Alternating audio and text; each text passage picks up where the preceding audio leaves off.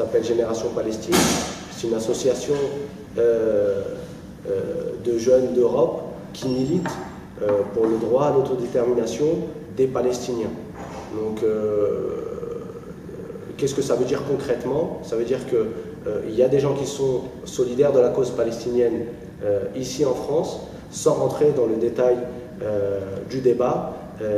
On est pour donner les bases du droit pour un peuple qui est confronté à l'occupation, confronté, on le verra aujourd'hui aussi plus en détail, à l'apartheid, selon certains, selon nos intervenants d'aujourd'hui, et ils définiront pourquoi ils utilisent ou ils n'utilisent pas d'ailleurs ce terme, et sur quelle réserve ce terme est approprié. Juste une chose avant de les présenter, nous organisons cette conférence dans la dynamique d'une campagne internationale qui s'appelle l'Israel Apartheid Week. C'est de l'anglais, et en français ça veut dire la semaine contre l'apartheid israélien. Donc le mot est tout choisi et le thème est tout choisi pour la conférence d'aujourd'hui. La conférence d'aujourd'hui, c'est Israël est un état d'apartheid ou pas. On le verra aujourd'hui et on verra pourquoi. On donnera des éléments, et pour nous aider justement dans cette campagne, l'Israel Apartheid Week, qui est une campagne internationale dans laquelle plus d'une trentaine de pays et toutes les universités dans chacun de ces pays organisent des événements. On a la France, on a la Belgique, on a le Canada, on a même la Palestine, on a beaucoup de pays d'Europe, les États-Unis. Enfin, c'est quelque chose de très populaire auprès du public estudiantin et autres. Donc pourquoi on organise ces conférences? Pour détailler le terme d'apartheid et pour détailler le pourquoi on l'utilise. Et les personnes qui viennent nous en parler aujourd'hui, c'est... alors je vais commencer par l'ordre d'intervention. Donc le premier à intervenir, ce sera une personne qui s'appelle Rudolf Bekouche, qui est pas la première, mais la deuxième personne à côté de moi à ma gauche. Donc cette personne est un habitué en fait des lieux ici, parce que c'est un ancien professeur de mathématiques à l'université association qui s'appelle l'Union juive française pour la paix. Il fait partie intégrante de cette association, et cette association qui est une dynamique qui s'est appropriée, autant que Génération Palestine, la campagne internationale de l'Israel Apartheid Week. Et il nous parlera de son point de vue, quel est le terme approprié et pourquoi ce terme est approprié ou non. On a à côté, et là c'est juste à côté de moi, l'honneur et le plaisir d'accueillir Michel Boll-Richard, qui est un ancien journaliste au Monde, qui a été correspondant au Monde sur les territoires palestiniens ou en Israël pendant 6 ans. C'est ça, 6 ans? 3 ans. 3 ans?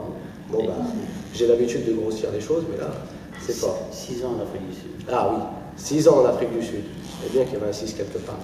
Donc 6 ans en Afrique du Sud, c'était pour l'apartheid. Oui, de 84 à 90.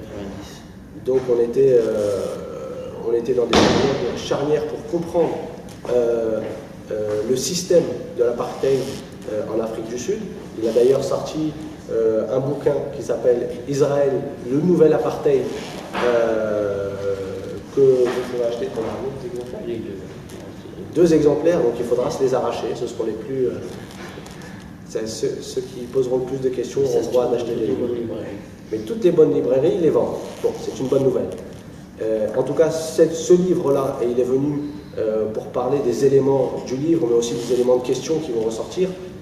Ce livre contient des informations sur le pourquoi, pour lui, Israël est un état d'apartheid. Et donc la soirée est vraiment orientée dans ce sens-là, donner des éléments, de l'information. Donc après les 2 interventions, on aura le droit de faire une séance de questions-réponses, ou même, si ce n'est pas des questions, des interventions, des interpellations, des contestations même. On peut ne pas être d'accord avec ce qui est dit, le dire, et surtout d'illustrer son point de vue du mieux possible. Donc là, ce sera à vous la parole, d'interpeller nos intervenants. On peut parler d'apartheid, tout en sachant d'ailleurs que lorsqu'on parle d'apartheid, il peut y avoir plusieurs façons d'en parler. et plusieurs formes d'apartheid. On dirait d'abord que l'apartheid, ce n'est pas quelque chose qui est venu comme ça. C'est lié au mouvement sioniste lui-même, dès que les sionistes ont décidé de construire un État juif en Palestine. C'est-à-dire, la question, ce n'est pas celle pour ou contre un État juif, ça c'est une question pour laquelle on peut discuter, c'est la construction de l'État juif en Palestine, c'est-à-dire dans un pays peuplé par des gens qui habitaient ici, qui n'étaient pas tous, qui avaient quelques juifs, mais la majorité n'était pas, indépendamment du fait qu'ils étaient musulmans, chrétiens ou autres, c'est qu'ils ont été expulsés, qu'on a conquis leur terre pour construire un État. Bon, alors je citerai d'abord deux phrases de deux des pères du sionisme qui ont participé à la conquête de la Palestine, qui sont deux courants opposés, mais enfin pas toujours si opposés qu'on le dit. Jabotinsky, qui est le père du mouvement aujourd'hui qu'on appelle le Likoud, mais Jabotinsky, contrairement aux tendances religieuses d'un certain nombre de personnes du Likoud, était laïque. Il était nationaliste juif, je reviendrai sur ce terme tout à l'heure. Et il avait une vision de la nation comme fondamentale. Je vous lis sa phrase. Il n'existe pas au monde de valeur plus haute que la nation et la patrie. Il n'existe pas dans l'univers de divinité de laquelle il convient de sacrifier. Il n'existe pas dans l'univers de divinité à laquelle il convient de sacrifier ces deux trésors sans prix. Autrement dit, c'est un nationaliste. Et un nationaliste qu'on pourrait appeler un nationaliste intégral, qui est celui de la construction d'un État juif à l'exclusion de tout autre habitant. Ben Gurion, qui est lui le père de ce qu'on appelle la gauche sioniste, des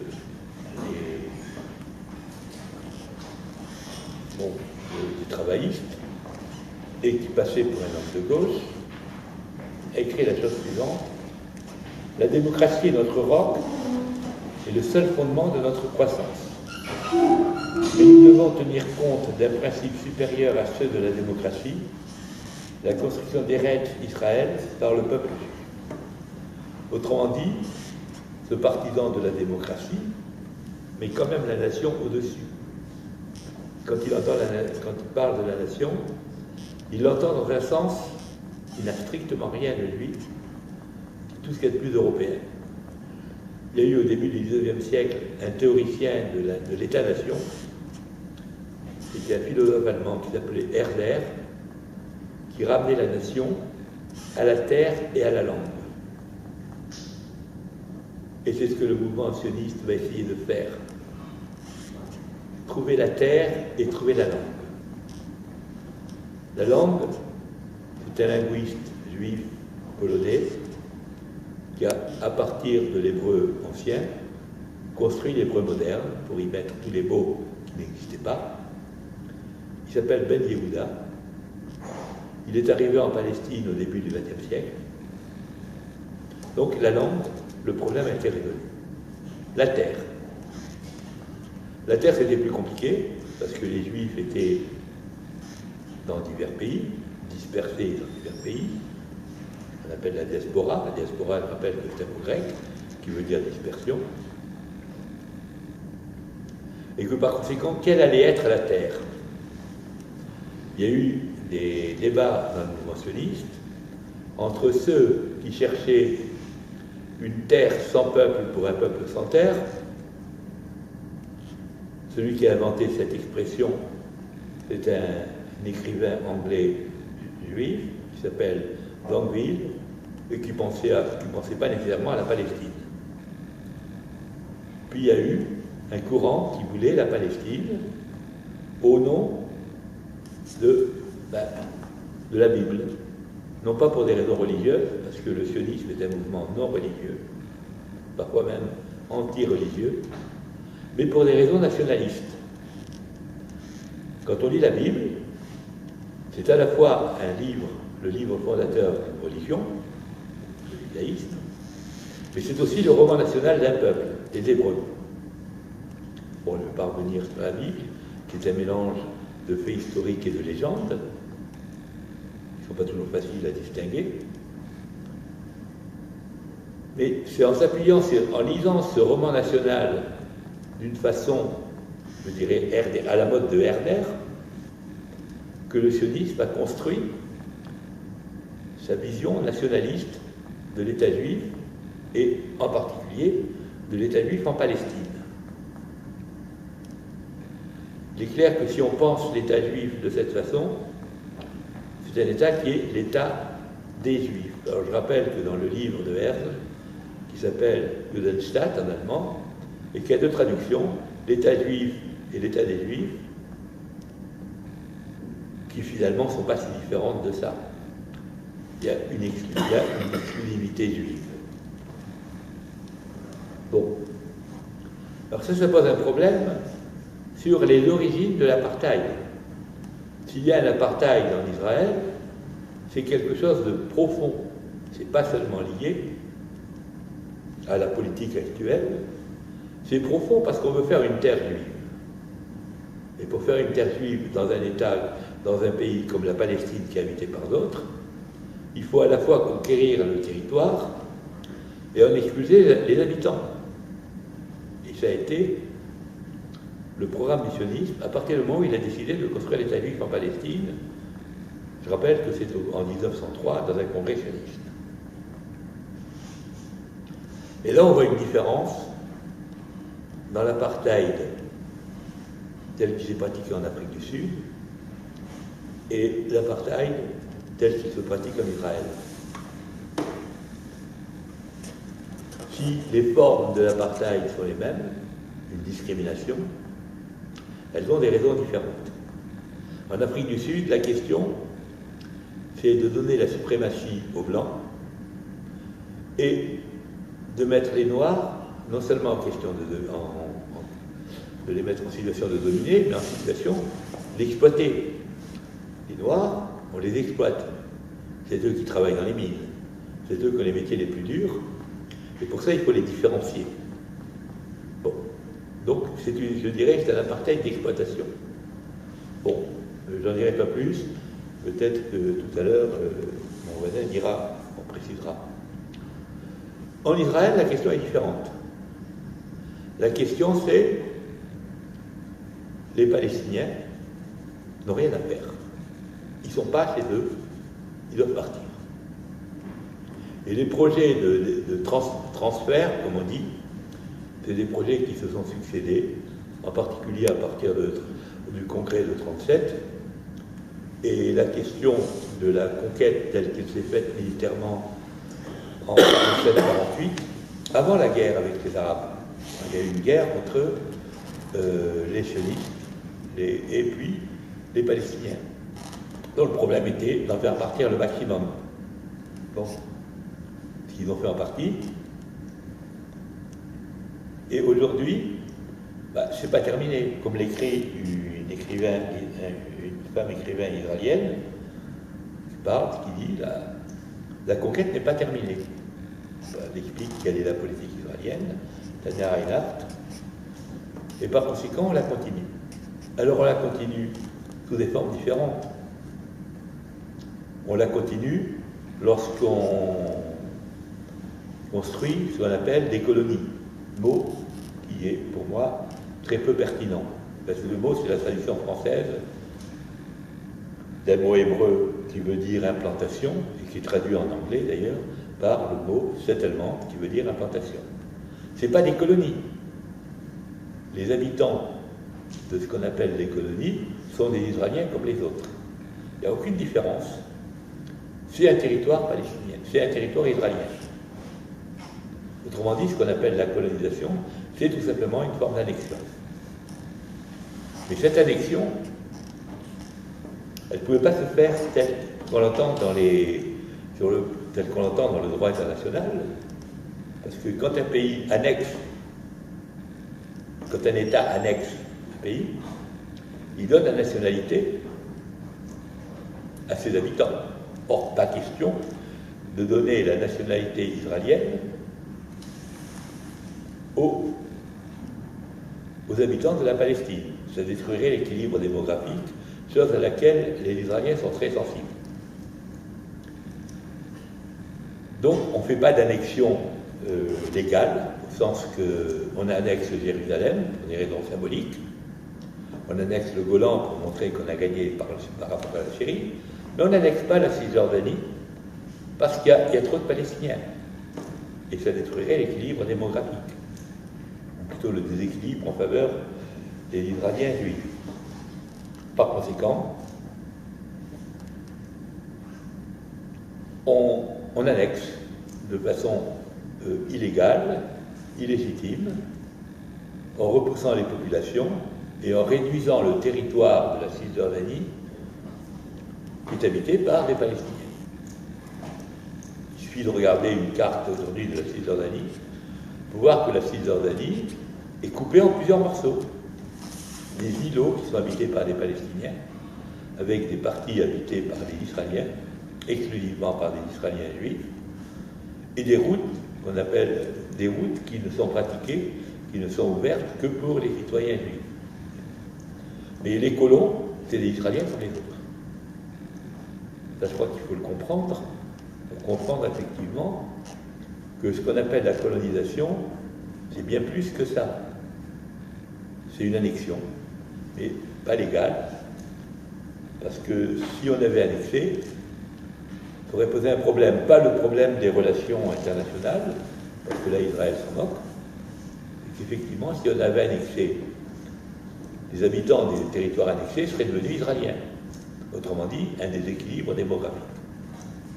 Par conséquent, on annexe de façon à éloigner la population, en espérant que, tôt ou tard, il y aura suffisamment peu de Palestiniens pour qu'on puisse annexer, je dirais, de façon officielle. Mais d'autre part, vous avez aussi les Palestiniens qui vivent en Israël, qui ne sont pas partis au moment de l'Exode de 48, et qui sont là, et qui sont aujourd'hui le 5e de la population israélienne. Or, ceux-là, ils ont la citoyenneté israélienne. Mais alors, pour comprendre ce que ça veut dire, il faut savoir qu'en Israël, il y a une citoyenneté israélienne, mais il y a deux nationalités. Il y en a même plus d'ailleurs. La nationalité juive, qui est réservée aux Israéliens qui sont juifs ou d'origine juive, et puis les autres, qui sont considérés comme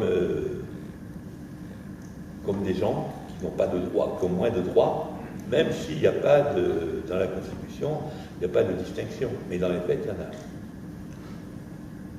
Et par conséquent, voilà à peu près la situation d'Israël, qui est différente de celle de l'Afrique du Sud. La question, ce n'est pas d'exploiter les Palestiniens, c'est de les faire partir. Et ça, c'est l'essentiel de la politique israélienne vis-à-vis des Palestiniens. Alors, pour le comprendre, je reviendrai un peu sur l'histoire. J'essaierai d'être rapide et de laisser ensuite la parole, parce que la question que je voudrais dire, c'est comment on en est arrivé là. Bon, d'abord, il ne faut quand même pas oublier que le sionisme est né de l'antisémitisme. C'est l'antisémitisme européen qui a conduit un certain nombre de juifs, en particulier des intellectuels de l'Europe occidentale, à penser à reconstruire un État juif. L'État juif, ça existait dans l'Antiquité, ça s'est arrêté avec la conquête romaine, et puis ensuite, alors c'est des choses qui ne sont pas toujours très claires, le fait que, il y a eu des luttes des Hébreux qui habitaient la Palestine contre les Romains, qui se sont terminées par la victoire des Romains. Depuis, alors maintenant il faut dire aussi que les Juifs étaient dispersés tout au long de la Méditerranée, bien avant la dispersion. Bon, donc les Juifs ont vécu en diaspora. Diaspora, ça veut dire dispersion en grec. La question, c'est qu'il s'est passé quelque chose. Bon, les Juifs ont vécu comme population dominée. L'arrivée du christianisme dans l'Empire romain a fait que les Juifs ont été considérés comme des parias d'une certaine façon, mais c'était plus compliqué que cela. D'une part, on luttait contre les Juifs parce qu'on considérait qu'après l'avènement du christianisme, les Juifs devaient devenir chrétiens. Parce que quand on regarde l'histoire, et je ne vais pas rentrer dans tous ces détails, et donc, d'une part, on les persécutait, et d'autre part, il y avait cette idée qu'à la fin des temps, les Juifs deviendront chrétiens, ce qu'ils auraient dû être depuis le début. Donc, il y a une attitude ambivalente envers les Juifs de la part des États chrétiens.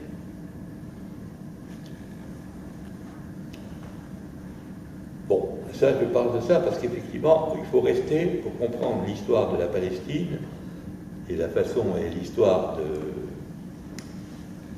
de la construction de l'État israélien, il faut regarder du côté européen. Bon, les choses vont se transformer au XVIIIe siècle. Avant le XVIIIe siècle, des Juifs se convertissent, et lorsqu'ils se convertissent au christianisme, ils sont chrétiens comme les autres. Avec le XVIIIe siècle, se mettent en place les théories raciales. C'est pour ça qu'il faut distinguer l'antijudaïsme, qui était, d'une certaine façon, l'oppression des Juifs parce qu'ils étaient Juifs, mais Juifs de religion, et qui perdaient leur qualité de Juifs le jour où ils devenaient chrétiens. Même si on peut trouver un certain nombre déjà de prémices bien avant, mais je n'entre pas là-dedans. Avec l'antisémitisme, qui se met en place au XIXe siècle, les choses sont différentes. Le problème, c'est plus du tout un problème de religion. Les chrétiens le christianisme a remplacé le judaïsme, donc il faut que les juifs deviennent chrétiens. Non. On pose le problème de façon raciale. Il y a une race juive, et cette race juive, elle n'a pas sa place en pays chrétien. C'est une des racines de l'antisémitisme. Ce qui fait qu'il va y avoir un certain nombre d'oppressions anti-juives qui sont de nature différente de ce qui pouvait se passer avant, c'est-à-dire de nature raciale.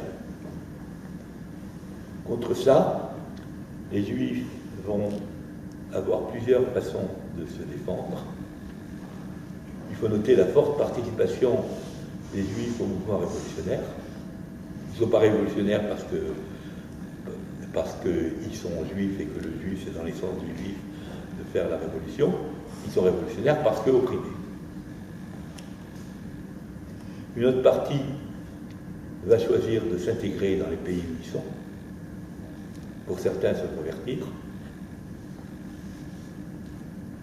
Et enfin, une minorité de Juifs, et je dis une minorité, va dire qu'il faut reconstruire un État juif. Cette minorité, elle est essentiellement germanique, en Allemagne et en Autriche. Elle pense à un État juif, non pas pour revenir aux États juifs de l'Antiquité. Les sionistes, les inventeurs du sionisme, ne sont pas religieux. Et même les religieux sont contre le sionisme au départ, les juifs religieux. Le problème, c'est de construire un État. Il va y avoir deux tendances, une minoritaire qui va s'arrêter. Il faut construire cet État où on peut. Et d'autres, alors c'est vrai que ça posait un problème parce que où on pouvait, la terre entière était habitée. Et une autre qui va s'appuyer sur la Bible, non pas pour des raisons religieuses. Quand on lit la Bible, on s'aperçoit que c'est un ouvrage dans lequel il y a du religieux et du politique. La Bible, c'est un livre d'histoire. C'est l'histoire d'un peuple. Alors, je ne rentre pas dans la définition de peuple. Là-dessus, je pense qu'on n'a pas de définition une fois pour toutes. Mais c'est l'histoire. Alors, l'histoire des Juifs, l'histoire de l'établissement des Juifs dans ce qu'était Canaan, ce qui deviendra la Palestine, l'histoire d'une nation qui existe ou qui n'existe pas, mais avec un sentiment communautaire très fort, et puis qui disparaît avec la destruction du temple de Jérusalem par les Romains. Il y a deux façons de lire la Bible. Ça peut être soit une façon religieuse, soit une façon, je dirais, laïque. C'est un livre d'histoire, c'est l'histoire du peuple juif. C'est comme ça que vont le lire les sionistes et qui vont faire entrer leur nationalisme juif dans les théories nationalistes de l'époque au XIXe siècle. Donc l'idée qu'il faut aller construire l'État juif là où il est né, c'est-à-dire en Palestine. D'accord. Oui. Oui. Oui, mais je vais recentrer. C'est pour ça. Excuse-moi. Alors, c'est cette lecture, je dirais que cette lecture historienne de la Bible qui va conduire à deux choses. D'une part, construire un État européen hors d'Europe, parce que les fondateurs du sionisme sont les Européens, qui se sentent européens, peut-être plus que juifs, parce qu'en général, ils ne sont pas religieux. Et pour ça, ils vont considérer que le territoire palestinien doit redevenir un territoire juif au sens national du terme. On peut discuter ensuite, mais ça, je n'ai pas le temps d'en parler ici, de la part nationale, de la part religieuse, mais il y a une lecture purement nationaliste du judaïsme qui met la religion un peu de côté. Alors c'est un peu dans ce cadre que se constitue une idéologie qui, alors qu'au début elle se voulait libératrice pour la part des Juifs opprimés en Europe, va devenir l'idéologie d'un groupe qui voudra dominer. Qui voudra dominer, et pratiquement, on peut dire qu'il y a une conquête, pas toujours militaire, idéologique, etc., une conquête de la terre qui commence au début du XXe siècle. Alors comment ça se manifeste et ce qui va nous amener à revenir à la notion d'apartheid? D'abord, il y a une notion qui se développe dans les années 20 du XXe siècle, c'est la notion de travail juif.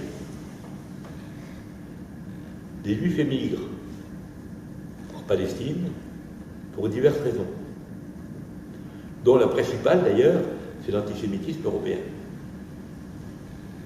C'est un hasard si un certain nombre de Juifs vont être des Juifs russes et polonais, parce qu'effectivement l'antisémitisme en Europe, en Russie et en Pologne est très fort. Plus tard, des Juifs allemands, à partir du nazisme, et qui vont essayer de construire un État juif. Quand on regarde un peu les gens qui arrivent, en général, c'est des gens qui fuient.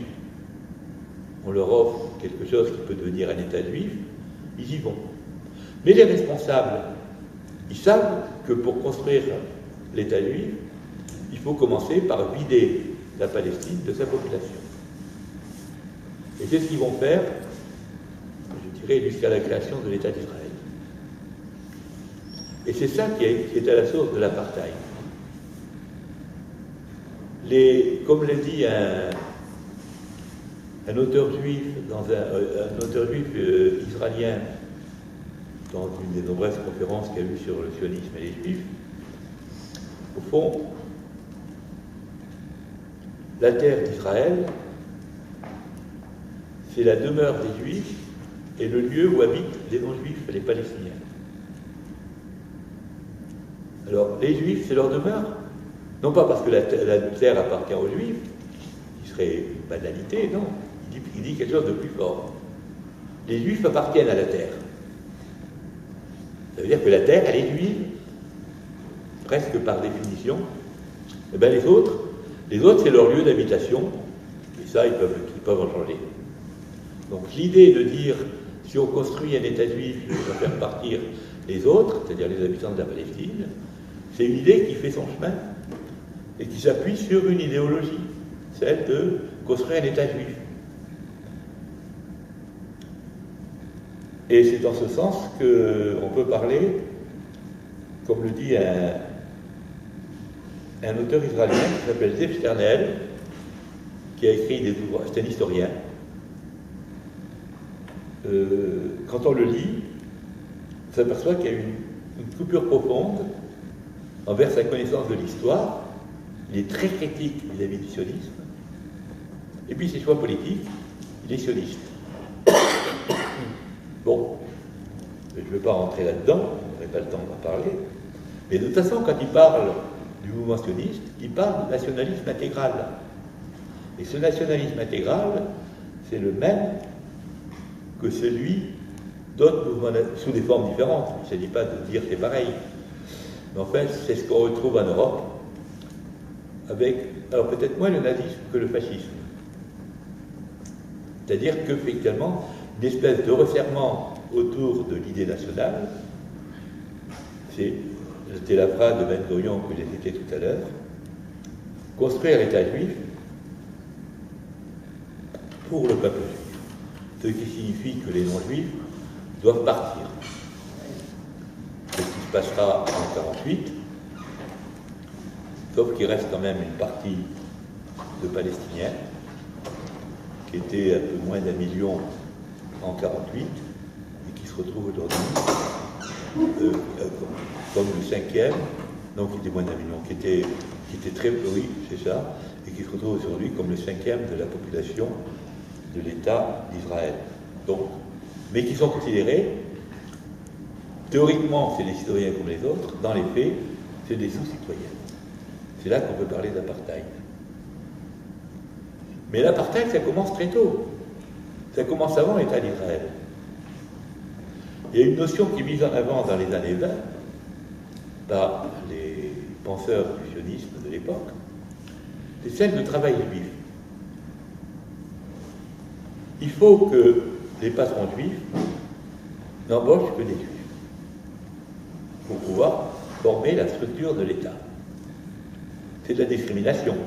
Je sais bien, on peut trouver des textes de penseurs sionistes qui expliquent que ce n'est pas de la discrimination. Bon, alors ils ont des arguments que je ne rappellerai pas parce qu'ils ne sont pas simples, ils ne tiennent pas, mais toujours est-il qu'il y a cette notion de travail juif. C'est-à-dire construire, avant même de construire l'État, construire les structures qui vont permettre à l'État d'exister le jour où on pourra le créer. C'est pas... Bon, l'État d'Israël a été créé en 1948, en mai 1948, mais en fait, les structures se sont mises en place peu à peu, pratiquement depuis les années 20. Alors évidemment, ça s'est renforcé avec l'antisémitisme européen. Je veux dire, c'est quand même l'antisémitisme européen qui a conduit à cette réaction qui fait que, alors que le sionisme était minoritaire au départ, c'était quelques intellectuels, en général des juifs allemands ou autrichiens, qui ont pensé l'État juif, qui l'ont pensé en Palestine après, sous la pression des juifs les plus opprimés, qui étaient ceux de Russie et de Pologne. Alors que, pourquoi ? Alors que c'était en général un mouvement qui était, non seulement qui n'était pas religieux, mais qui avait des tendances anti-religieuses. On allait en Palestine pour se libérer des antisémites, mais aussi pour se libérer du judaïsme. Donc ça va. Donc là-bas, il fallait quand même être les chefs. Bon, je dirais la population. Il fallait éliminer les autres. Et je vous donne 2 réactions de l'arrivée en Palestine ce qui se passe entre 1905 et 1910. La réaction de Ben Yehuda. Ben Yehuda, c'est un linguiste qui a construit l'hébreu moderne, en rajoutant ce qu'il fallait ou pas. Quand Ben Yehuda arrive à Jaffa, il débarque, Et il se dit, mais c'est pas mon pays, il y a des gens qui habitent. Puis il y a la réaction de Ben Gurion qui dit, ah, il y a trop de non-juifs. Bon, et Ben Gurion, lui, il va là-bas pour construire l'État juif. Et donc, pour éliminer tous les non-juifs. Ça, c'est dès le départ. Donc, la mise en place de l'apartheid, elle se construit avec la construction même de l'État juif, bien avant l'existence de l'État juif.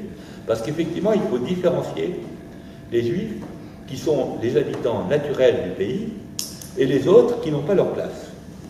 Même si, de temps en temps, vous avez des phrases qui sont... Alors, vous avez une phrase qui est remarquable, que je donnerai.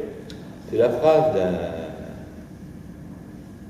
d'un immigrant juif, un intellectuel, qui dit que les juifs qui arrivent en Palestine, ils doivent se rappeler de ce message biblique qui dit d'accepter les étrangers dans son pays, pour la condition d'étranger, parce que tu as été étranger en Égypte, etc. La chose qui est remarquable là-dedans, c'est que pour lui, les étrangers, c'est les Palestiniens, les habitants de la Palestine. Lui, c'est pas un étranger, même s'il est arrivé d'Europe. Donc vous avez un retournement complet qui va conduire ensuite à ce qu'on appelle l'apartheid. Un apartheid qui a des raisons assez proches de l'apartheid sud-africain, mais qui est quand même différent. C'est pas un apartheid de race supérieure, même si ensuite ça a pu prendre ses formes. C'est un apartheid de gens qui disent on revient chez nous, on trouve des gens à notre place, il faut qu'ils nous laissent la place. Et ça, vous le retrouvez dans un certain nombre de discours officiels, que ce soit des discours de la tendance Ben Gurion, qui est considérée comme la tendance de gauche, ou que ce soit les discours de la tendance Jabotinsky, qui est considérée comme un homme de droite. Mais sur ce plan, ils sont d'accord. Alors là, bon, il faut que... Bon, alors, la question qui va se poser, c'est qu'effectivement, vous avez une ségrégation de fait qui se fait contre les Palestiniens, qui d'abord, après la création de l'État d'Israël, sont considérés comme des ennemis, et par conséquent sont soumis à des mesures spéciales, donc je n'ai pas le temps de rentrer dans tout ça. Et puis, ensuite, cette volonté d'occuper le maximum. Après la guerre de 67, vous avez la mise en place de ce qu'on appelle à tort la colonisation. Il ne s'agit pas de colonisation, il s'agit de conquête, c'est-à-dire d'annexion déguisée, comme je l'ai dit tout à l'heure. Et le mot hébreu qui est dans la traduction anglaise, c'est allemand, qui veut dire implantation, est plus juste que le mot colonie, qui laisse entendre qu'on va construire des colonies ailleurs que chez nous. Non, c'est le même pays. Alors les Palestiniens, c'est les gens en trop. Et par conséquent, l'apartheid va venir de fait, à la fois par des lois qui vont limiter les droits des Palestiniens, et en même temps par des faits, en particulier l'établissement de ce qu'on appelle de ces implantations, qui continuent toujours, et dont on explique très bien que ça pose aucun problème. Ça pose aucun problème parce que c'est l'extension de la terre d'Israël. Donc vous voyez apparaître ici, je dirais, j'aime pas le mot colonisation quand on parle d'Israël, que je pense qu'il passe à côté de la chose, même si aujourd'hui, Israël, pour des raisons historiques, mais que je n'ai pas le temps d'aborder ici, est entré en plein dans le camp occidental. Non, c'est une conquête.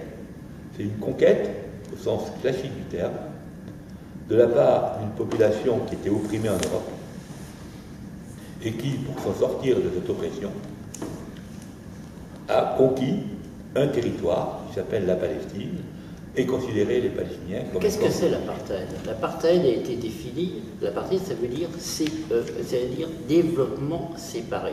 C'est-à-dire, en Afrique du Sud, c'était les Blancs d'un côté, et de l'autre côté, les Noirs séparés, eux-mêmes des Indiens, séparés des Métis.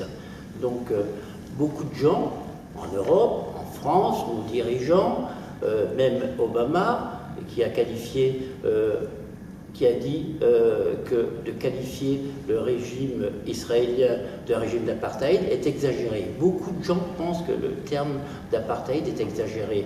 Et les Israéliens eux-mêmes disent qu'il est inadmissible qu'on puisse qualifier Israël d'État d'apartheid parce que ce n'est pas l'apartheid, ce n'est pas ce qui se passait en Afrique du Sud, et ce terme est impropre, et donc parce que d'abord Israël est la seule démocratie du Moyen-Orient. Donc on va revenir à l'essentiel, aux choses essentielles. D'abord, à savoir ce qui s'est passé en Afrique du Sud et à ce qui se passe actuellement en Israël.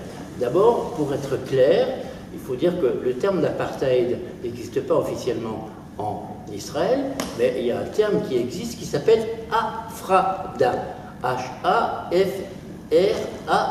qui veut dire séparation.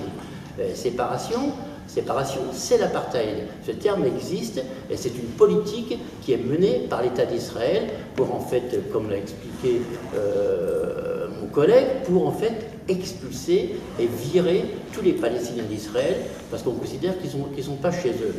Donc, pour être net et clair, je vais pas être très long, je vais juste faire une seule citation, qui est la définition qui a été donnée par l'ONU dans la résolution 3068 en 1973, l'Assemblée générale de l'ONU, qui dans son article 2 a défini ce qu'étaient les crimes de l'apartheid.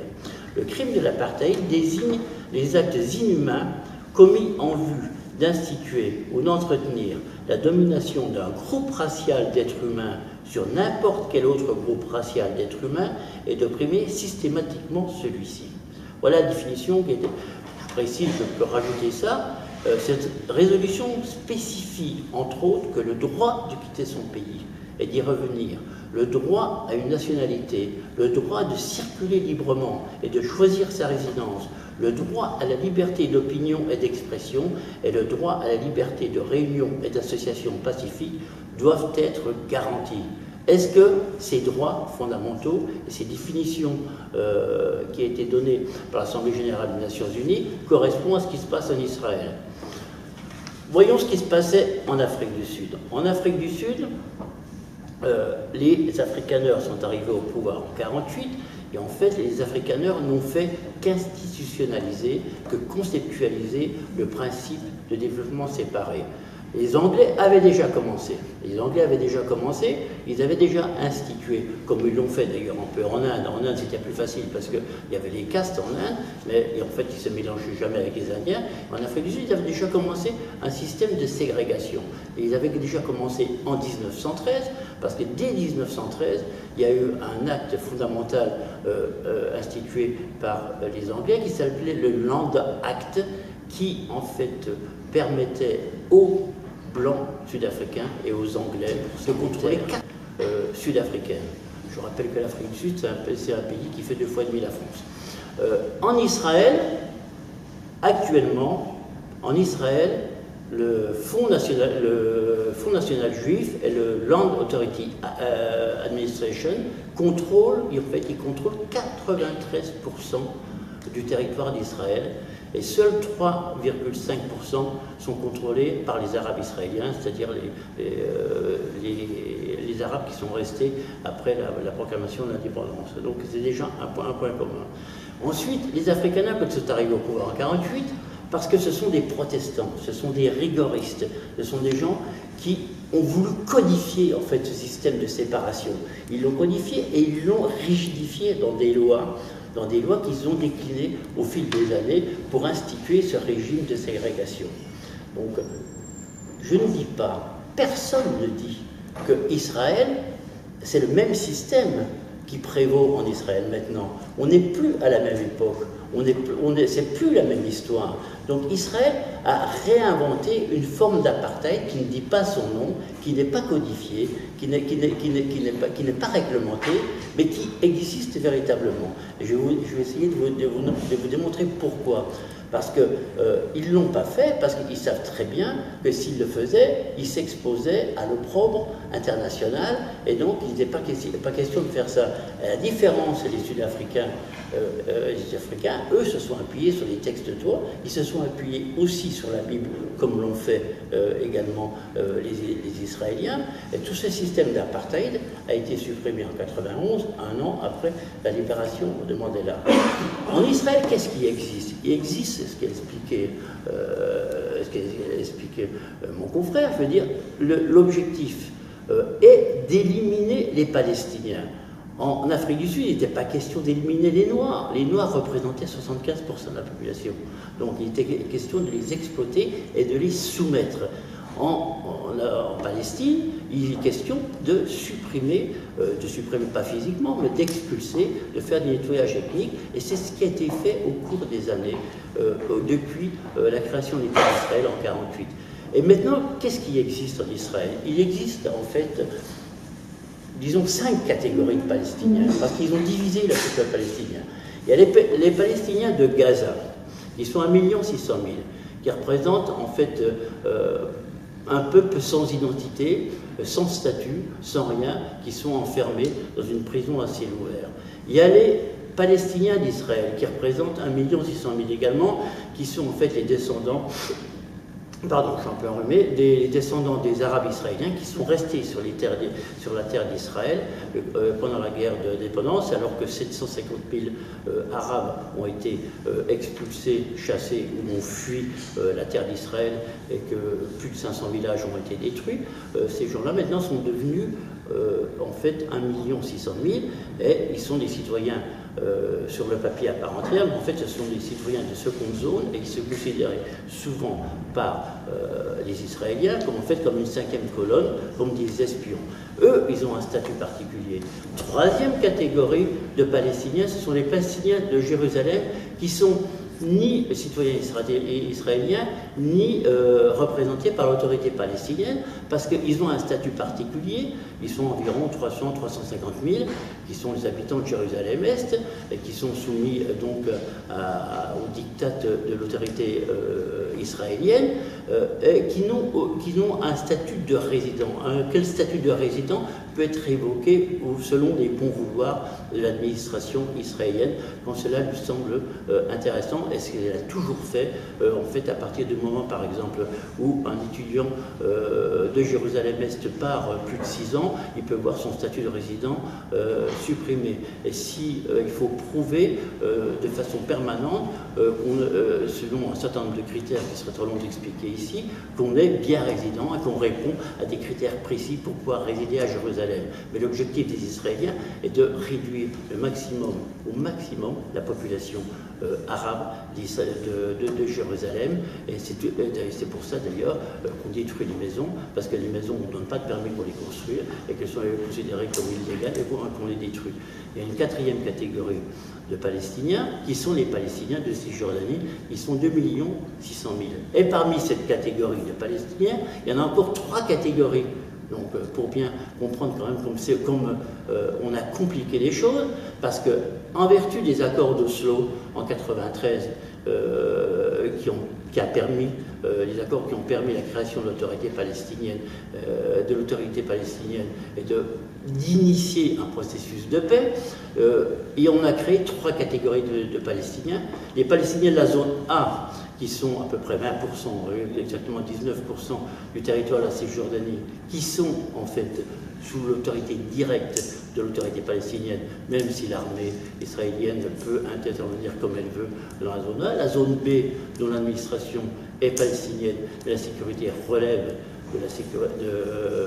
d'Israël et des autorités israéliennes, et qui interviennent aussi comme eux. Et la zone C, qui est la plus importante, qui représente 62% du territoire de la Cisjordanie, que depuis 1967, depuis la conquête de la Cisjordanie par Israël, que Israël ne cesse de vider de ses habitants et d'expulser pour en fait l'annexer. C'est une annexion de fait. En fait, les Palestiniens de la zone C, qui est sous contrôle total de l'autorité israélienne, il n'y a plus qu'environ 150 000 à 200 000 habitants, et on considère qu'il y a une annexée de fait, et représente en plus toute une partie importante de la Cisjordanie, c'est-à-dire la zone fertile de la Cisjordanie, et toute la vallée du Jourdain.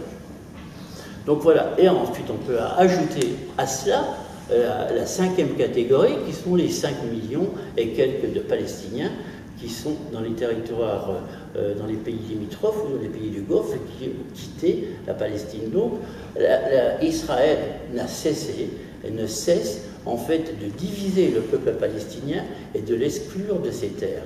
Et c'est ça l'apartheid. Pour rentrer dans les choses concrètes par rapport à ce qui se passe, à ce qui s'est passé et ce qui prévalait en Afrique du Sud. Il faut bien savoir quand même qu'en Afrique du Sud, il y avait un régime de ségrégation. Donc on était en grosso modo chacun chez soi. Les Blancs habitaient chez les Blancs, les Noirs n'avaient pas le droit d'aller de façon limitée pour travailler et avaient des passes pour aller chez les Blancs pour travailler. Les Métis habitaient chez les Métis, les Indiens chez les Métis. Il n'y avait pas le droit de mariage interraciaux, mais en fait les gens circulaient comme ils voulaient. Moi je n'ai jamais vu des choses de checkpoint, je n'ai jamais vu d'armée, même dans la période de révolte à partir de 1984 en Afrique du Sud. Je n'ai jamais vu de routes séparées. Et si les Blancs possédaient la majorité de la terre, il n'y avait pas une exploitation éhontée des biens et des ressources de la Cisjordanie, comme c'est le cas actuellement. Il n'y avait pas de mur non plus. Il n'y avait pas, l'eau n'était pas réservée aux colons, la grande partie de l'eau n'était pas réservée aux colons et le reste aux Noirs. Il y a une véritable discrimination qui existe donc à l'égard des Palestiniens de Cisjordanie. Certains diront, oui, mais c'est l'occupation, c'est le résultat de l'occupation. Je rappellerai quand même que Israël a signé la 4e Convention de Genève, pour l'occupation, qui l'oblige à un certain nombre de droits vis-à-vis des populations occupées qu'elle n'exerce pas et qu'elle n'applique pas. Ensuite, concernant la population arabe d'Israël, tout le monde dit oui, mais ce sont des citoyens israéliens. D'ailleurs, vous voyez, parce qu'ils ont des représentants à la Knesset, le Parlement israélien, ils ont droit à des élections libres. Ce qu'on oublie de dire aussi, c'est que, prenons quelques exemples, je veux dire, ils n'ont pas le droit maintenant de célébrer la Nakba. La Nakba, c'est en fait ce qu'on appelle la catastrophe, c'est-à-dire l'expulsion des Arabes pendant la guerre de 48 par les... Ils n'ont pas le droit parce que c'est considéré comme une atteinte à la sécurité d'Israël. Il a été établi qu'il y avait une trentaine de lois par un organisme de défense des droits des Arabes israéliens, une trentaine de lois qui sont des lois purement discriminatives vis-à-vis des Arabes israéliens. La première d'entre elles, c'est que à partir du moment où les Arabes israéliens ne font pas le service militaire, ils ne sont pas obligés de faire le service militaire comme les Juifs israéliens, ils n'ont pas la priorité à l'emploi, surtout dans les emplois publics. Donc la différence de niveau social entre les Arabes israéliens et les Juifs israéliens est de 2 à 3 fois inférieure à celle des Qui n'a pas entendu parler de l'expulsion de tous les Bédouins de la vallée du Jourdain ou de ceux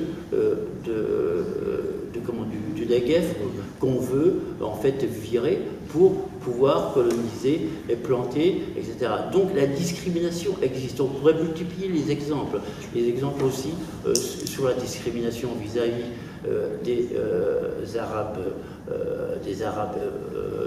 qui sont à Jérusalem, le niveau de vie entre les Arabes israéliens et les Juifs qui vivent à Jérusalem. J'ai vécu 3 ans à Jérusalem, je vais vous dire, c'est flagrant.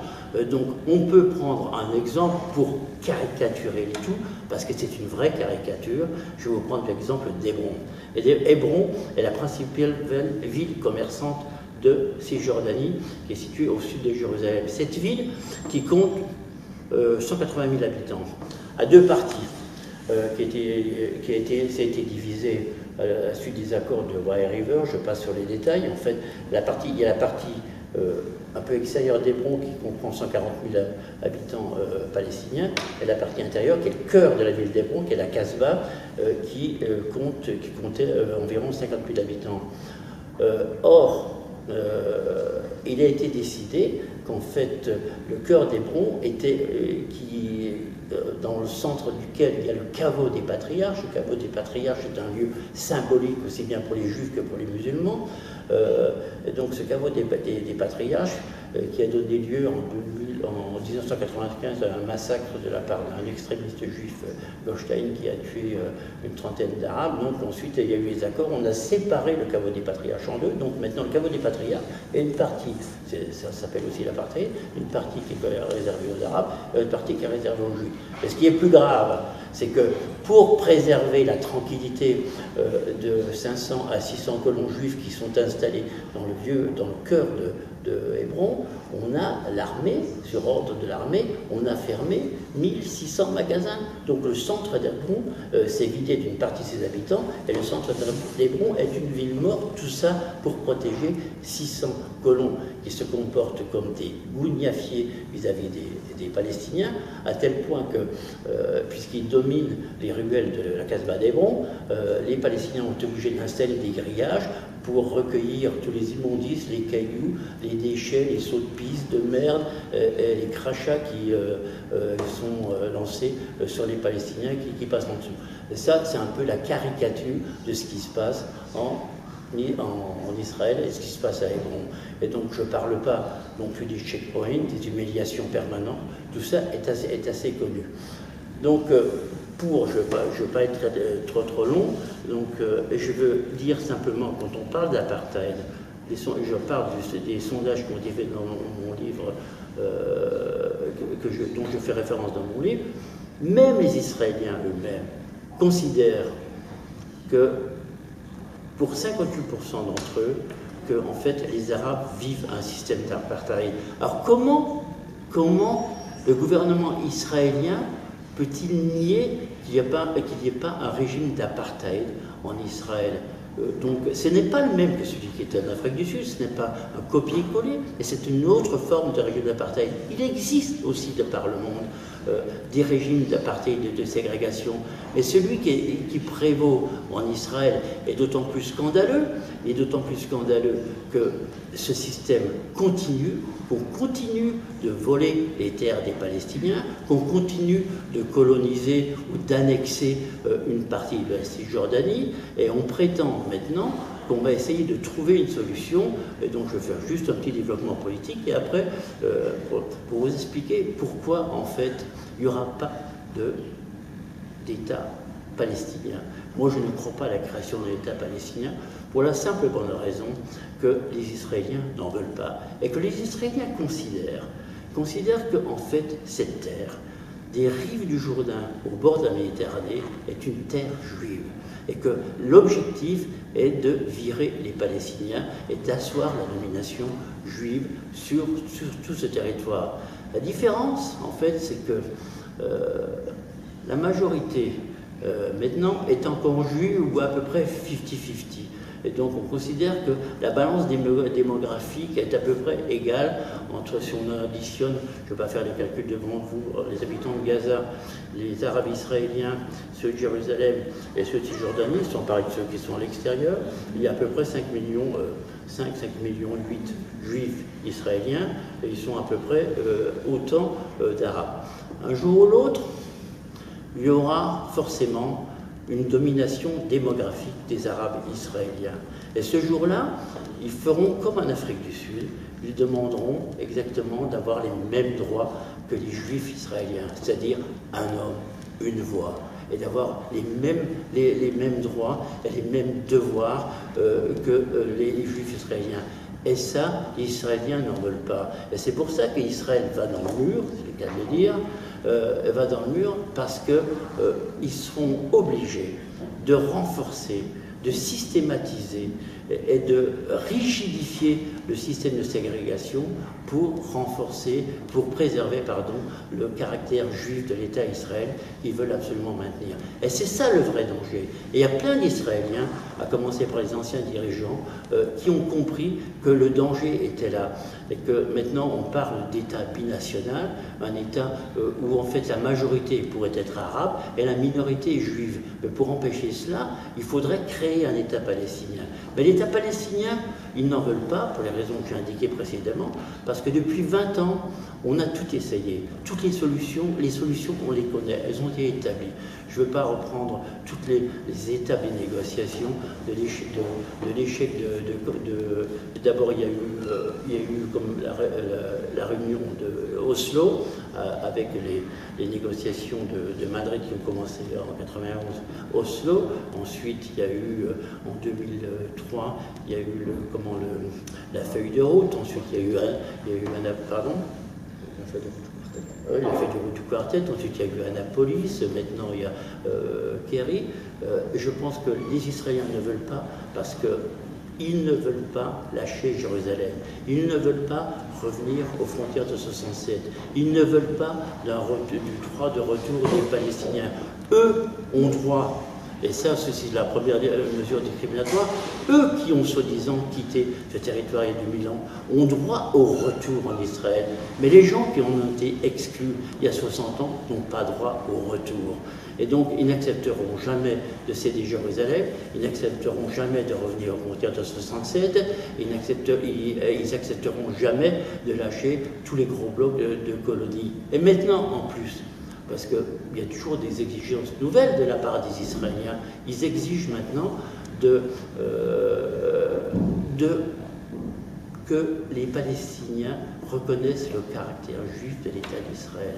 Comme si le fait d'avoir reconnu l'État d'Israël en 1993 lors des accords d'Oslo n'était pas suffisant. Il faut en rajouter une couche pour dire qu'il faut reconnaître le caractère juif de l'État d'Israël.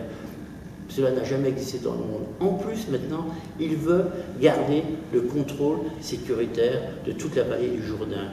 Ce qui reviendrait à faire de la Cisjordanie, qui est déjà une sorte de peau de léopard contrôlée totalement par l'armée israélienne, par Tsahal, une autre forme de Gaza, c'est-à-dire enfermée totalement et couper en fait la seule voie de sortie qui est possible pour les Palestiniens de Cisjordanie, c'est-à-dire la voie de sortie par la Jordanie, et les couper de leurs frères palestiniens en Jordanie. Je rappelle quand même qu'en Jordanie, il y a à peu près 60% de la population qui est d'origine palestinienne. Donc c'est pour ça que je ne crois pas à un accord. Et donc, que va-t-il se passer ?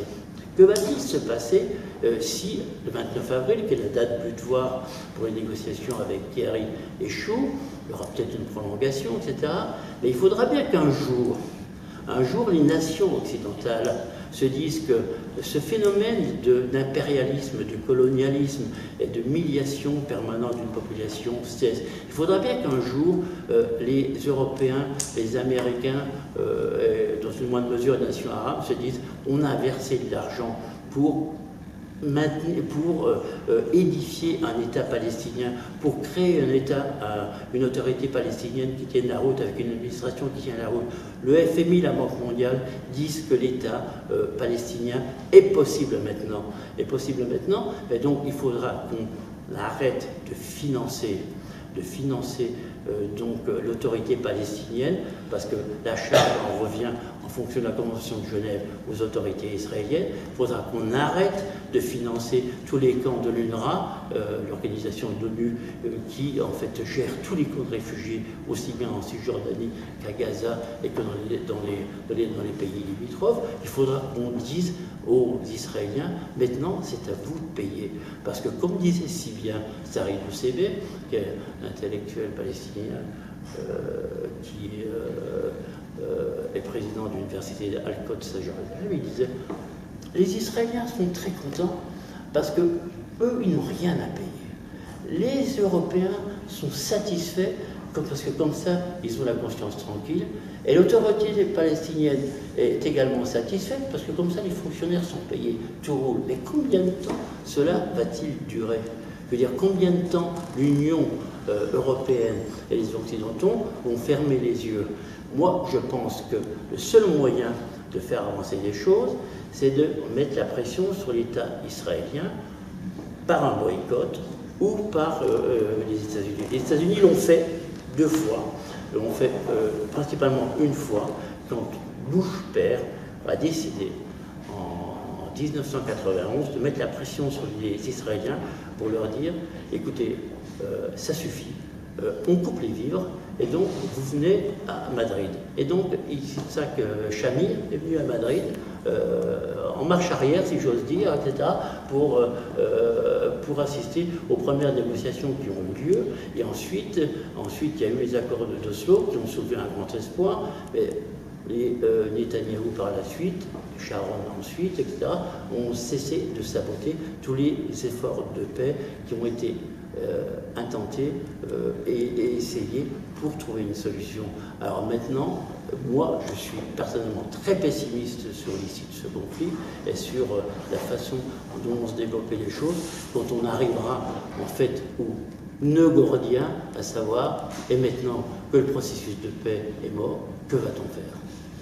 La parole est au public. Allez-y.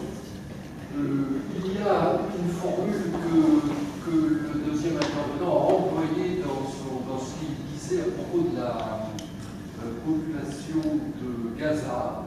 Je pense que c'est une formule qui a dû lui échapper. Je ne vois vraiment pas comment ça a pu être dit. Décrivant la population palestinienne de Gaza comme un peuple ou une population, je me souviens plus du mot, mais j'ai entendu la suite, sans identité. Ça me paraît être absolument inacceptable parce que, évidemment, faux.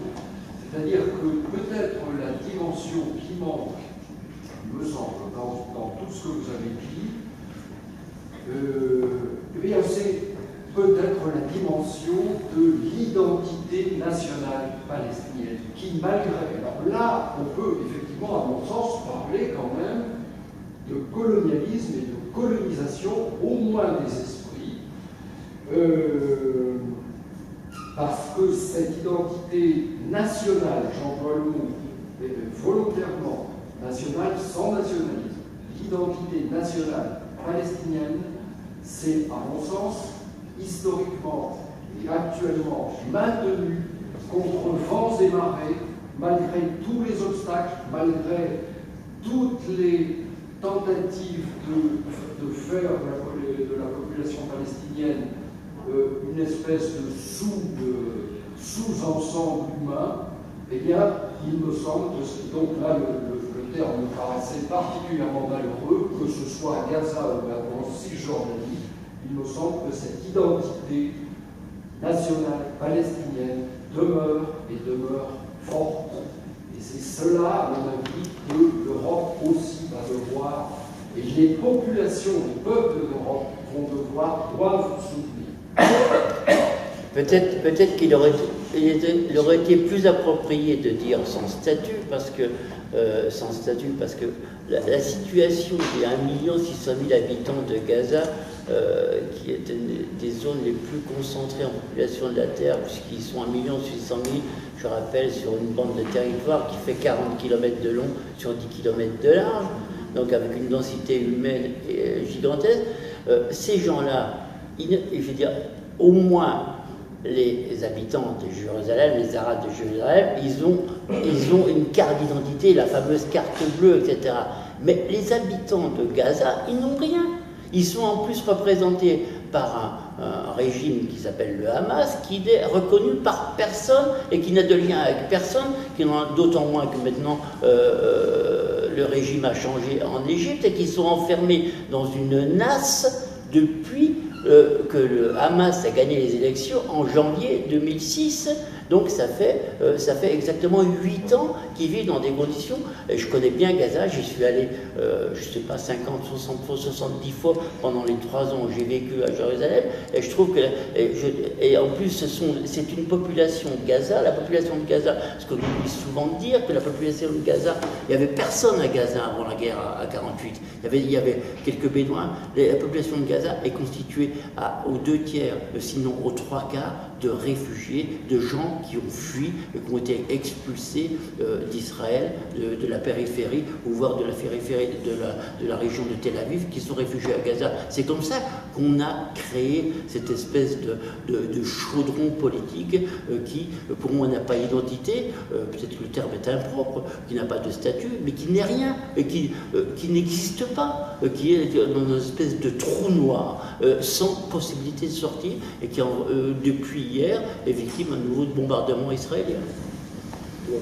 Bon, la réponse était là. Je pense que monsieur parlait beaucoup de l'identité palestinienne d'un point de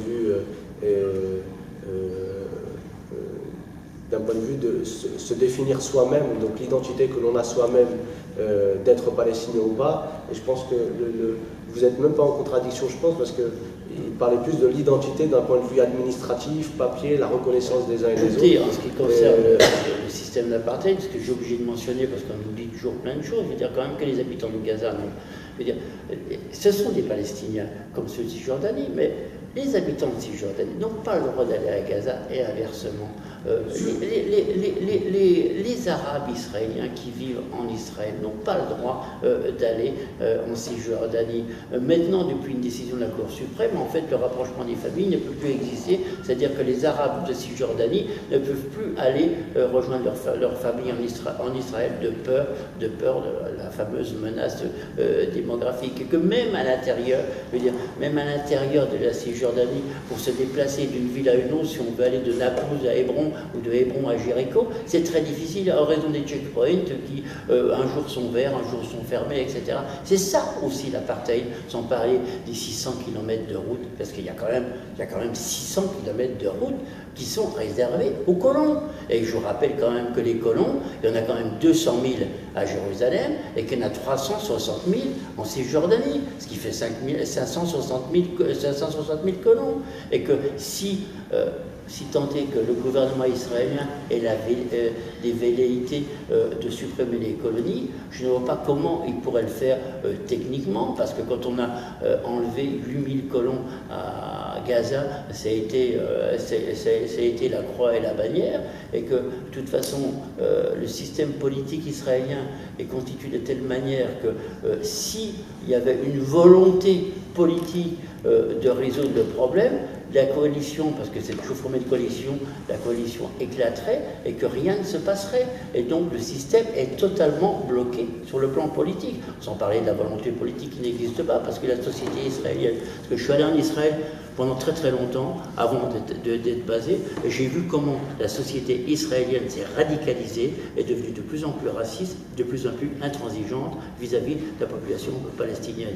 Et à mon avis, la dérive droitière de la société israélienne ne fait que commencer et va s'amplifier. Je voulais revenir sur l'histoire et le projet sioniste. Et je regrette qu'on a émis, on parle bien sûr de l'antisémitisme européen comme raison principale de ce projet, mais on a quand même omis de rappeler tout le soutien des autorités britanniques à l'époque, la première moitié du XXe siècle, pour ce projet-là. Donc la Palestine à l'époque était sous mandat britannique et c'était une sorte de stratégie de collaboration pour petit à petit aider les Juifs à s'installer. Donc il y a quand même une contradiction entre l'antisémitisme dont souffraient les Juifs et le soutien officiel. Donc je voulais peut-être avoir votre point de vue. Oui, alors moi je voudrais quand même qu'on regarde un peu la façon dont les choses se sont passées. Le sionisme est né en réaction à l'antisémitisme. C'est fondé par des intellectuels juifs allemands ou autrichiens, sans aucun rapport avec les puissances de l'époque. Cela dit, les gens comme Herzl et ses amis savaient qu'effectivement, ils ne pouvaient rien faire sans l'appui des puissances, et que l'idée de Herzl, c'était de trouver des alliés. Il a cherché l'Angleterre, il a cherché l'Allemagne, et il a même cherché l'appui du sultan de Constantinople. Bon, il se trouve qu'effectivement, le sultan de Constantinople n'a pas marché. Il se trouve que les Allemands, qui étaient les alliés des Ottomans, n'ont pas voulu marcher. Et il se trouve que la Grande-Bretagne y a vu un intérêt. L'idée, bien avant la guerre 14, c'était quand même s'installer au Moyen-Orient, parce qu'il y avait la route des Indes, il n'y avait pas encore le pétrole, mais il y avait la route des Indes, et que donc pour l'Empire britannique, ça pouvait représenter un atout. Pendant la guerre 14, bon, les Britanniques ont pensé qu'ils allaient gagner, c'était pas évident, mais enfin, en tout cas en 17, au moment de la déclaration de Balfour, ils pensaient qu'ils allaient gagner. Et par conséquent, soutenir le mouvement sioniste, même s'il était minoritaire, c'était un atout. Et ils se sont donné cet atout. Et par conséquent, se sont rencontrés deux mouvements.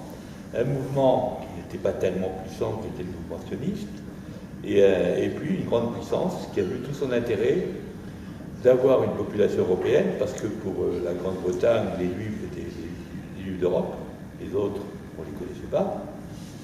Et par conséquent, avoir un peuplement européen en Palestine, ça pouvait être utile pour prendre pour la mainmise au Moyen-Orient.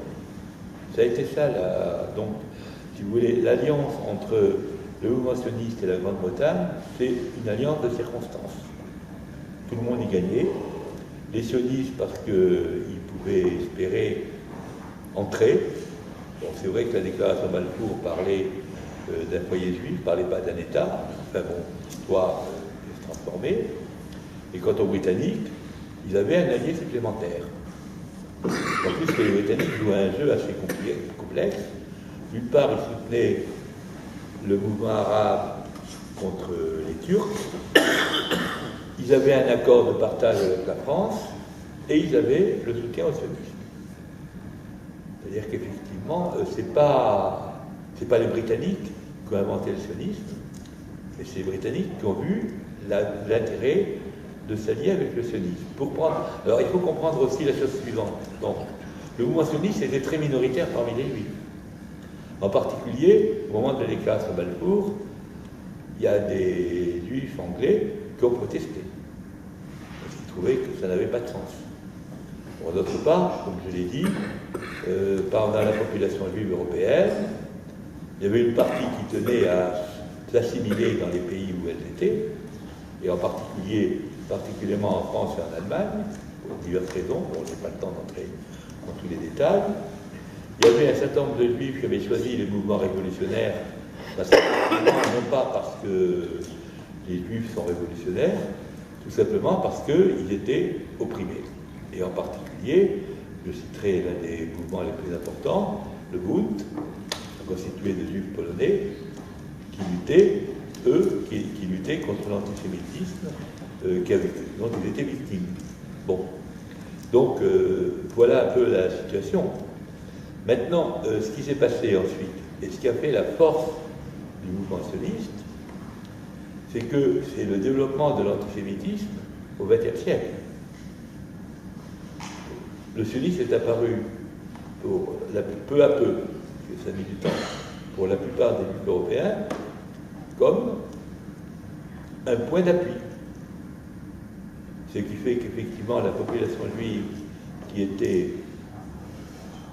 soit qui ignorait le sionisme, soit qui était contre, comme certains, s'est peu à peu rapproché du mouvement sioniste. Il faut dire que l'immigration, si on regarde ce qui se passait à la fin du XIXe et au début du XXe siècle, les Juifs qui quittaient l'Europe orientale, c'est-à-dire essentiellement la Russie, la Pologne et les pays des Balkans, ils allaient où? Très peu aller en Palestine. Ils allaient, en général, en France parce que c'était le pays des droits de l'homme, ou alors aux États-Unis parce que c'était le rêve américain. Donc, si on veut regarder un peu la façon dont les choses se passent, je veux dire, il y a des alliances de circonstances qui se sont faites, d'une façon plus ou moins compliquée, mais effectivement, sans l'antisémitisme, l'idée d'un retour en Palestine, évidemment, c'est un mythe. le problème du lien entre les Juifs et la Palestine, c'est un mythe, d'autant plus fort que une grande partie des Juifs ne sont pas les descendants des anciens Hébreux, mais il y a ce mythe de la Palestine, et pour les religieux, le retour en Palestine, qui est pour eux, qui est un espoir, c'est une décision de Dieu. Les Juifs retourneront en Palestine avec l'arrivée du Messie. Donc on n'est pas du tout dans le politique. Et l'une des grandes critiques des religieux par rapport au mouvement sioniste au début du XXe siècle, c'est de dire c'est Dieu qui décide, c'est pas les hommes. Donc on se trouve, alors maintenant, il y a une chose qu'il faut voir, c'est que l'histoire est remplie de rencontres parfois inattendues. Je dirais que la rencontre entre le sionisme et une partie de l'Europe, c'est une rencontre, ça fait partie de ces rencontres. Il n'y avait rien qui préjugeait, même si on peut trouver déjà chez Napoléon et souvent dans l'Empire britannique, l'idée de reconstruire un État juif en Palestine, idée qui est à la fois mythique et qui en même temps fait partie je dirais, de la vision, mettons, coloniale européenne. Construire un État juif en Palestine, c'est une façon de fabriquer des alliés en Palestine. Mais ça, c'est indépendant du sionisme, même si on peut trouver des ressemblances. Le sionisme, par contre, c'est un mouvement juif, de juifs en général laïcs, voire anti-religieux pour certains, mais qui a fait, par rapport à l'antisémitisme, une lecture, je dirais, historienne plutôt, de la Bible. Il fallait trouver, puisqu'on était dans le... Bon, parce que le modèle du nationalisme au XIXe siècle, c'est les mouvements nationalistes européens, que vous trouvez en Pologne, que vous trouvez dans les Balkans, que vous trouvez en Italie, que vous trouvez en Allemagne. Et pour les Juifs, c'est essayer de construire une idée, de construire sur l'histoire. Alors ils vont trouver l'histoire où? Ben, dans la Bible, je vous dis, lu comme un livre d'histoire et pas comme un livre religieux.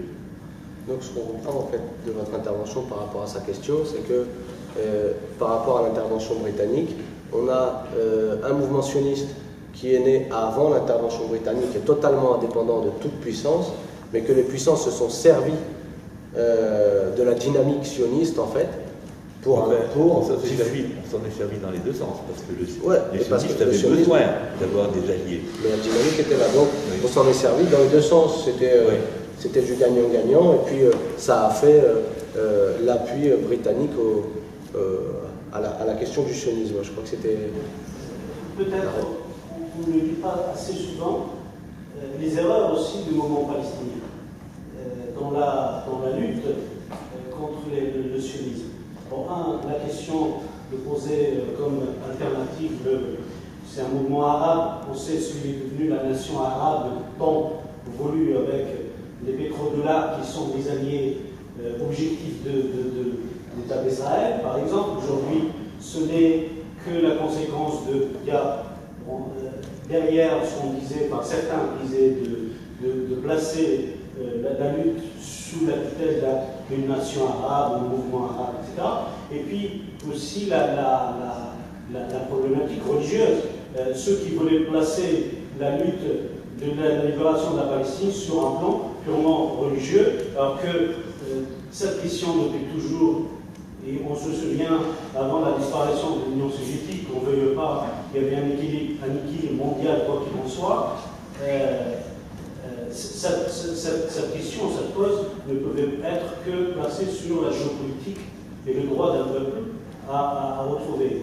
Donc, on n'en a pas beaucoup entendu, même dans le passé, etc., sur ça, et puis placé aujourd'hui dans le contexte géopolitique régional avec les conflits autour, et puis cette Turquie-là, qui soi-disant qui soutient le Hamas, mais en même temps, c'est pas clair sa position avec le temps, en étant membre, le Qatar, et puis le contexte syrien, qui n'est pas pour rien.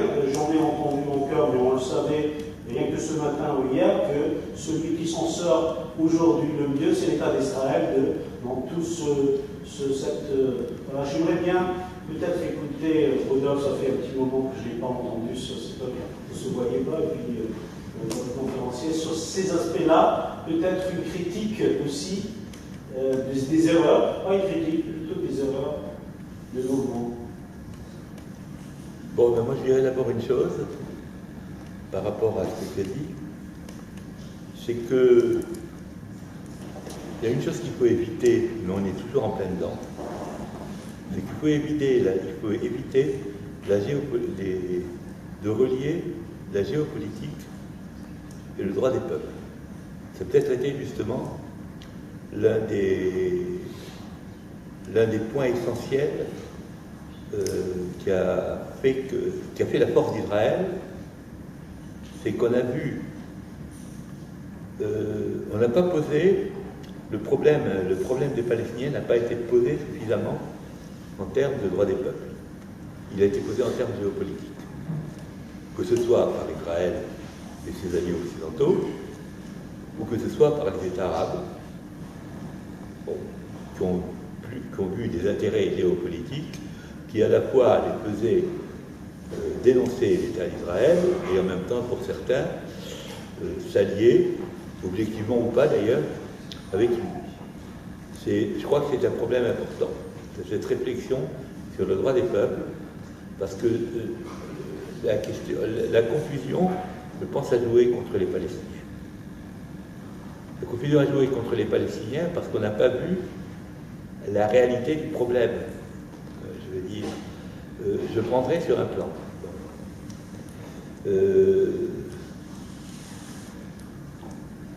Quand on parle du mouvement pro-palestinien, on a tendance à oublier qu'on défend un peuple qui a été agressé, qui n'a plus de droit, pour essayer de faire des considérations générales qui finalement n'ont pas lieu d'être. Alors je crois qu'effectivement, il y a un travail à faire à ce niveau. C'est bien de revenir aux droits des peuples. Mais revenir aux droits des peuples, c'est prendre de la distance avec les rapports entre États, non pas pour les ignorer parce qu'ils sont là et que c'est eux qui interviennent, mais pour essayer de penser les choses autrement que dans une espèce de conflit généralisé dont on ne sait pas toujours qu'est-ce qu'il est. Alors, le lien avec les Palestiniens, bon d'abord, les pays arabes se sont déclarés, par principe, soutenir les Palestiniens. C'est quelque chose sur lequel on a joué. En fait, qu'est-ce qu'ils ont soutenu? Ça, c'est un problème qu'il faudrait se poser.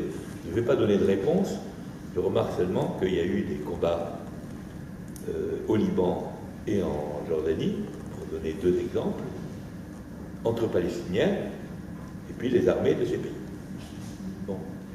Je remarque aussi que la façon dont on pose le problème souvent, c'est on se moque des Palestiniens, comme si les Palestiniens n'étaient qu'une matière à fabriquer de la stratégie. Il y a un certain nombre de questions qu'il faut se poser pour voir effectivement qu'est-ce que ça veut dire défendre le droit des peuples.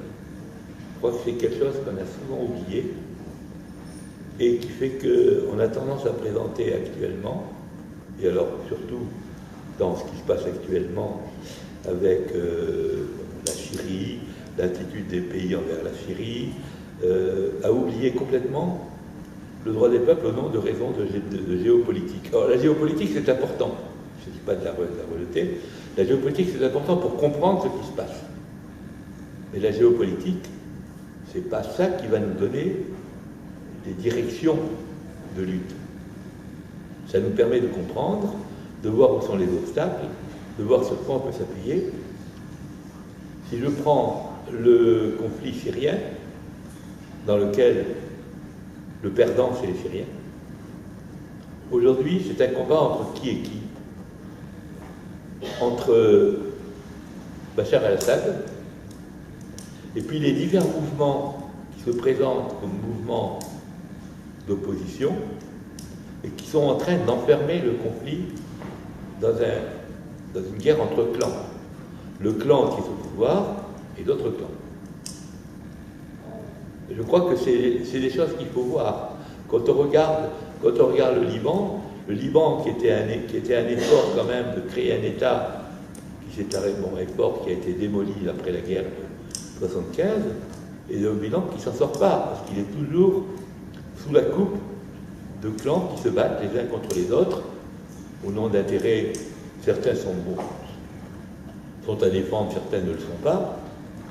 Si on ne pose pas ces problèmes, effectivement, on est un peu coincé pour penser.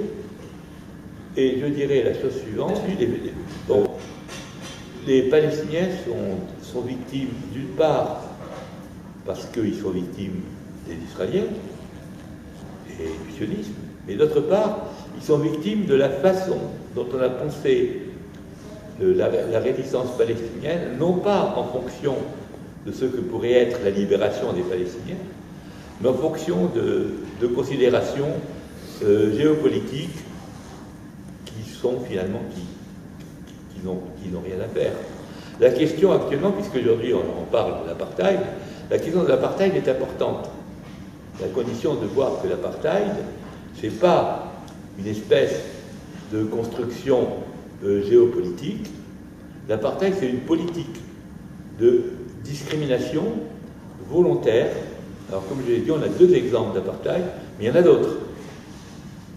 Il y a l'apartheid d'Afrique du Sud, qui était un apartheid d'exploitation. Il y a l'apartheid d'Israël, qui est un apartheid d'expulsion. C'est contre l'apartheid qu'il faut lutter. C'est contre cette façon de considérer que dans un pays, il y a des hommes qui ont soit une place moindre, les Noirs d'Afrique du Sud, à l'époque de l'apartheid, soit des gens à expulser. Je connais d'autres pays où il y a eu de l'apartheid. En particulier, un pays que je connais bien, puisque j'y ai vécu 20 ans, j'y suis né, c'est l'Algérie. L'Algérie, c'était un pays d'apartheid, avec des formes différentes. Des formes différentes de l'Afrique du Sud et des formes différentes d'Israël. Mais c'était justement un pays où il y avait deux populations qui vivaient côte à côte, l'une considérant que l'autre n'existait pas ou était à sa disposition. Donc, je crois que les choses essentielles pour penser tous ces conflits, c'est justement de penser le droit des peuples indépendamment des considérations géopolitiques, même si les considérations géopolitiques, ça permet de comprendre les enjeux. Mais je crois qu'effectivement, un des problèmes actuels, c'est cette confusion qui fait qu'effectivement, on a tendance à ne considérer les peuples qu'en fonction des intérêts géopolitiques, ce qui est une façon de les lier. Personne ne dit que l'autorité palestinienne et les Palestiniens n'ont jamais commis d'erreurs. Ils ont commis des erreurs, ils ont commis beaucoup d'erreurs. Je rappellerai quand même qu'en 1947, quand il y a eu le plan de partition de la Palestine historique, il a été clairement déterminé par les Nations Unies qu'il y aurait la création de deux États, Israël et la Palestine, en vertu du droit des peuples à disposer d'eux-mêmes, et en vertu du principe d'autodétermination. La création de la Palestine, on l'attend toujours. Donc, pour le moins qu'on puisse dire, en fait, la résolution 181, la fameuse résolution 181, donc, elle n'a pas encore été appliquée, mise en application, sans parler de toutes les autres résolutions des Nations Unies qui ont été bafouées par Israël. En ce qui concerne les États arabes voisins, je rappellerai quand même qu'à la suite des accords de l'échec de Camp David en juillet 2000, les conversations entre Israéliens et Palestiniens se sont poursuivies à Taba en janvier et qu'on est arrivé à un modus operandi d'un accord de paix qui était parfaitement finalisé et parfaitement structuré et qui a donné lieu à ce qu'on a appelé le protocole de Genève, lequel protocole de Genève n'a jamais été mis en application pour la simple bonne raison qu'en février 2001, Sharon est arrivé au pouvoir et qu'il n'a jamais jeté un œil sur ce moyen de mettre un terme au conflit israélo-palestinien. J'ajouterai encore, pour terminer, qu'à la suite d'une initiative saoudienne, les 22 États arabes, j'ai dit la totalité des pays arabes, au sommet de la Ligue arabe en mars 2002 à Beyrouth, a proposé à Israël de reconnaître l'État d'Israël et a proposé aussi un modus operandi de négociation pour mettre un terme au conflit israélo-palestinien. Cette feuille de route arabe des 22 États arabes a été renouvelée et améliorée il y a 2 ans de cela et proposée également au régime Netanyahou qui n'a pas jeté non plus un œil sur ce moyen de mettre un terme au conflit. Donc on peut accuser à juste raison l'autorité palestinienne de ne pas avoir fait ce qu'il fallait. On peut aussi dire que les États arabes ont fait de la géopolitique, ont joué les intérêts des uns contre les autres pour ça. Mais il y a quand même un certain nombre de faits précis et concrets qui existent, qui témoignent du fait qu'il y avait de la part des Israéliens et des Palestiniens une volonté et que ce sont les gouvernements qui n'ont pas suivi, enfin le gouvernement israélien. Pourquoi? Parce qu'il n'y a pas de volonté politique réelle de mettre un terme au conflit. Pour la simplement de raison, ils estiment que Eretz Israël va des bords de la Méditerranée aux rives du Jourdain et que est à eux, aux Israéliens seuls, et que les autres sont des intrus. Voilà. Merci à tous, merci à vous, on se revoit très vite et Palestine vaincra.